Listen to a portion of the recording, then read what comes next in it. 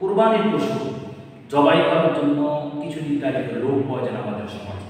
এটা মসজিদের ইমাম হতে পারে, এটা মসজিদের খাদেম হতে পারে, মসজিদের মুয়াজ্জিন হতে পারে, কিংবা মসজিদের খতিব হতে পারে, অথবা মসজিদের ইমাম, মসজিদের খতিব, মসজিদের মুয়াজ্জিনের বাহিরেও আপনি যেই পশু জবাই করছেন সেটা আপনি নিজেও করতে পারেন, তাতে কোনো প্রবলেম নেই। উল্লেখ্য যে যদি কোনো ব্যক্তিকে দ্বারা অর্থাৎ আমি কুরবানি প্রদান করব, আমার পশু 2 লক্ষ টাকা দিয়ে ক্রয় করেছি, অথবা 10 লক্ষ টাকা দিয়ে ক্রয় করেছি, অথবা একেবারে সামথিং কিছু টাকা দিয়ে ক্রয় করেছি, আমার পশু মূলত জবাই করার প্রথম হত্যা বা সঠিক হত্যা আমি নিজে।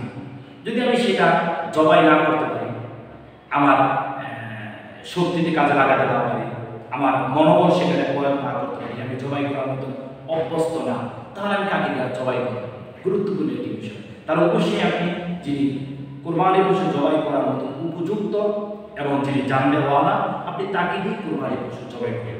উল্লেখ্য যে এখানে আপনি যাকে দিয়ে কুরবানির পশু জবাই করেন তাকে কি আপনি হাদিয়া কি ব্যক্তিগতভাবে নির্ধারিত করে কি আপনি দিবেন, নাকি যিনি জবাই করবেন তিনি হাদিয়া নির্ধারিত করে পারিশ্রমিক হিসাবে নেবেন? এই বিষয়টা খুবই গুরুত্বপূর্ণ।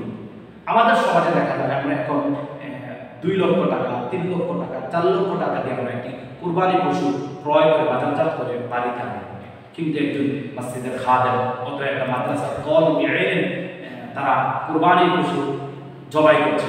আপনি দেখা গেছে 2 লক্ষ টাকা দিয়ে একটি গরু ক্রয় করেছেন, 3 লক্ষ টাকা দিয়ে একটা গরু ক্রয় করেছেন, 1 লক্ষ টাকা দিয়ে একটা গরু ক্রয় করেছেন, কিন্তু আপনি যাকে দিয়ে কুরবানিটা করালেন সেই সম্মানিত দায়িত্বশীলকে আপনি ওভাবে সম্মানিত করতে পারবেন না। আপনার বিবেকের কাছে মানুষ 5 লক্ষ টাকা দিয়ে আপনি গরু ক্রয় করছেন কুরবানি দেওয়ার জন্য, হাসিল করতে গিয়ে আপনি হাজার হাজার টাকা দিয়ে আসতে পারলেন।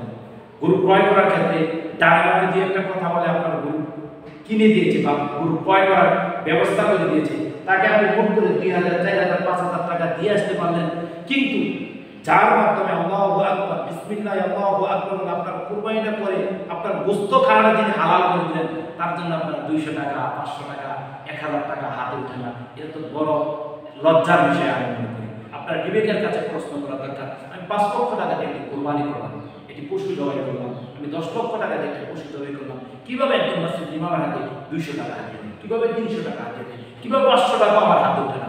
আপনার একটু বিবেকের কাছে আপনি প্রশ্ন করবেন, আপনি একটু প্রশ্ন করবেন। এটা তাকে হাদিয়া আপনি দিচ্ছেন না, আপনি ভাববেন এটা হাদিয়া।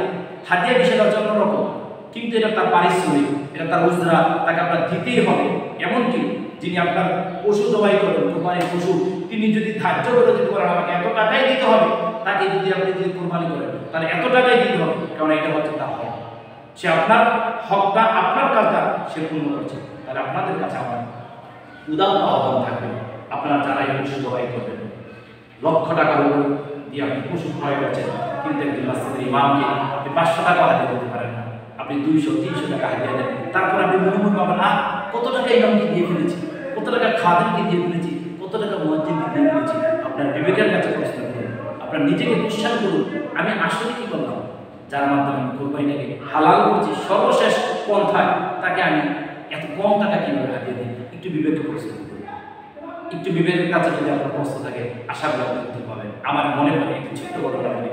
আমি একেবারে যখন 2000 সালের দিকে যখন আমি জামিয়া আশরাফিতে পড়তাম, সাইদুল প্রতিষ্ঠান মুফতি আব্দুল বারি সাইদুল প্রতিষ্ঠানের সম্মানিত মুহতামিম ছিলেন।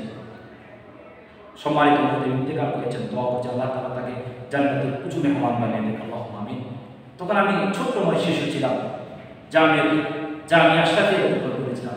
আমার যতটুকু মনে পড়ে, যাত্রাবাড়ি কোনাবাড়িতে আমাকে গরু ক্রয় করার জন্য ঈদুল আজহার দিনে অতি ভোরবেলায় আমরা চলে গিয়েছিলাম।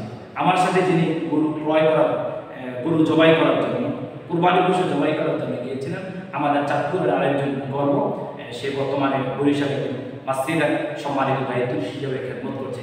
আমি দেখেছি সেখানে, তখন একেবারে ছোট ছিলাম, আমি দেখেছি যতটুকু তখন মনে পড়ে, দেখেছি আমরা বিশাল বিস্তৃত গরু জবাই করেছি, কিন্তু হাদিয়ার মানটা একেবারেই ক্ষুদ্র ছিল, যেটা আমি এখানে বলতে পারবো না। অর্থাৎ আপনাদের কাছে বিবেকের কাছে আমার কোশ্চেন, বিবেকের কাছে আমার প্রশ্ন, আপনি 10 লক্ষ টাকা দিয়ে কোরবানি করলেন, একজন মসজিদের ইমামকে, একজন খাদেমকে, একজন মাসের তলবেকে 1000 টাকা আপনি দিতে পারলেন না। বড় দুঃখজনক। আল্লাহ তাআলা আপনাদের জ্ঞানকে সুপ্রসারিত দান করুন।